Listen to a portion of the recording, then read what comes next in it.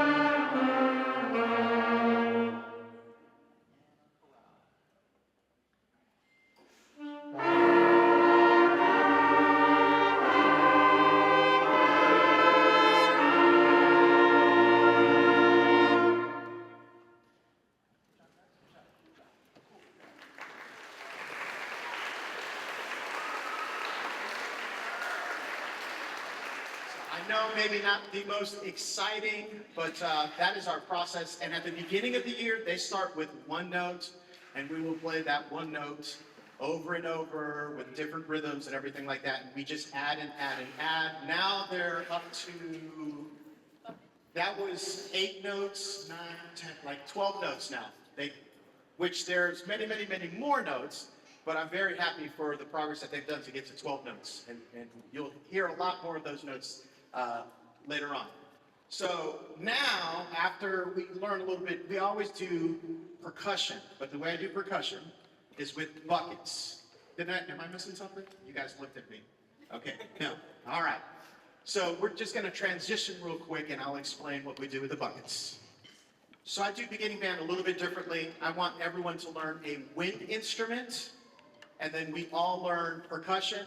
Percussion is really a multitude of instruments. When students go, I want to play drums. Well, what does that mean? Well, for some people that means drum set, like trap set for rock band. For some people that means they want to play snare drum for marching band. But percussion is everything. We have triangle, we have mallets, we have shakers, we have tambourine. If you come to the concert next week, you'll see a bunch of those different instruments. We have about 7 students playing multiple instruments in the back. What I like to do is use buckets because they're cheap and we can get a lot of them. But it gives them the basic understanding of percussion because you have to learn how to hold. Technique is everything. And then from there, they have a better idea of if they like it or not, and then they can move forward depending on how they feel about it. And learning a wind instrument also teaches them how to read notes, usually a lot better, so they can read notes and rhythms, and we put this together. This piece we're about to play, I wanted to write something that would challenge them a little bit, make sure that they have independence. You're gonna hear 2 different sides, so there's 2 different bucket parts, and I didn't name it, so I just called it No Name Bucket.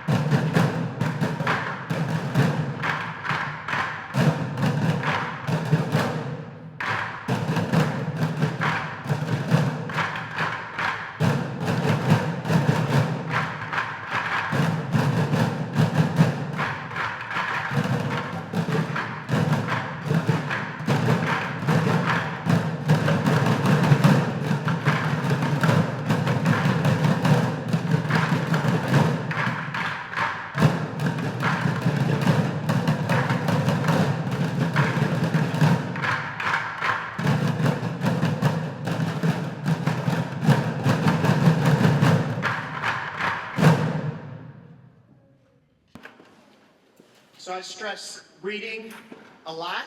It's very important. If you can read, you can succeed. The music tells you what to do.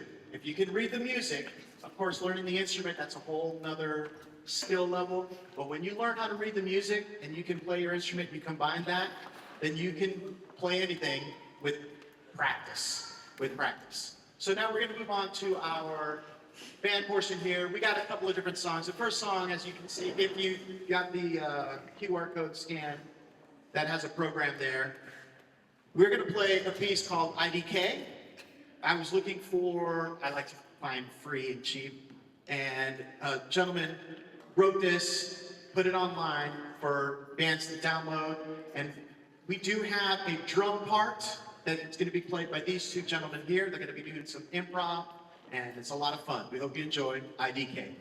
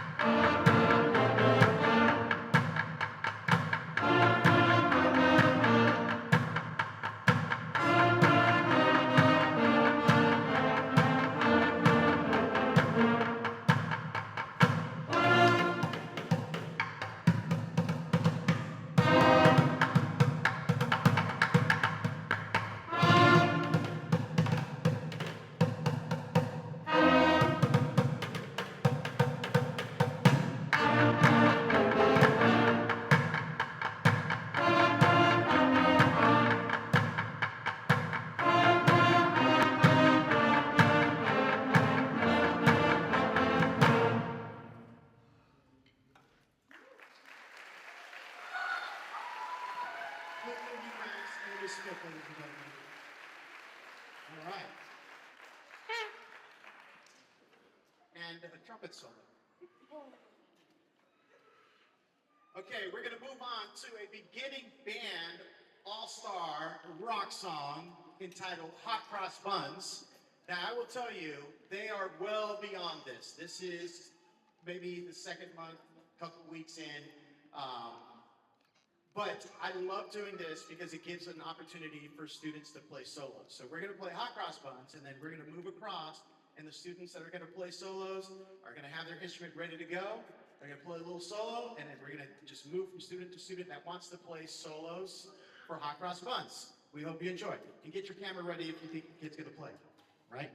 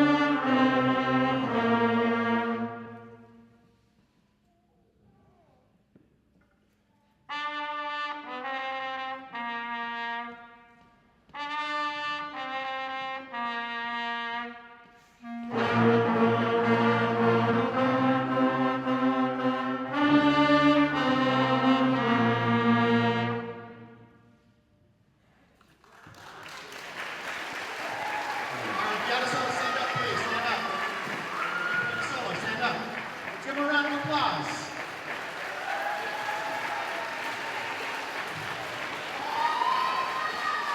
All right. Any of you in band? Oh, I'm sorry, get out of your way. Yeah? And you have a solo, right? You know how nerve-wracking it is? And so they did a great job. You guys, thank you.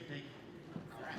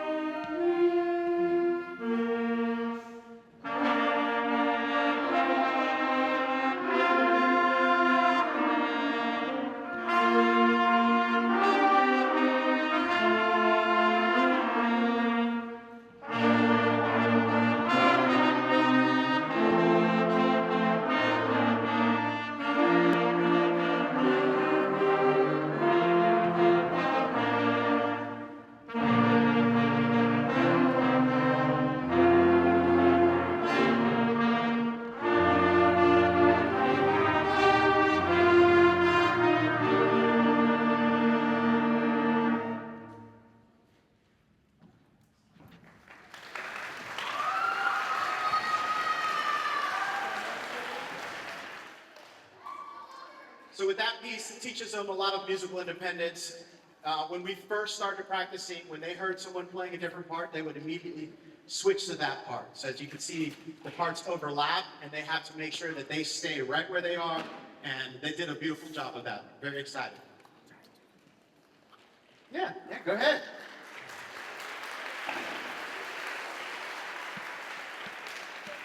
All right, we are down to our final piece of the night. Thank you for coming out here. Before we do, I kind of want to show you the breakdown. Since we've combined schools, we've been trying to figure out how to make everything work. Last year we had one beginning band class, and then I was trying to get an intermediate class, but that didn't quite work out where the students needed to go, just because we're trying to figure out with the scheduling and everything. So we do have some members that this is their second year, so 8th graders. Can you raise your hand? These are the ones that kind of came back, okay? So yes, well, yeah, he's an 8th grader, but this is his first year.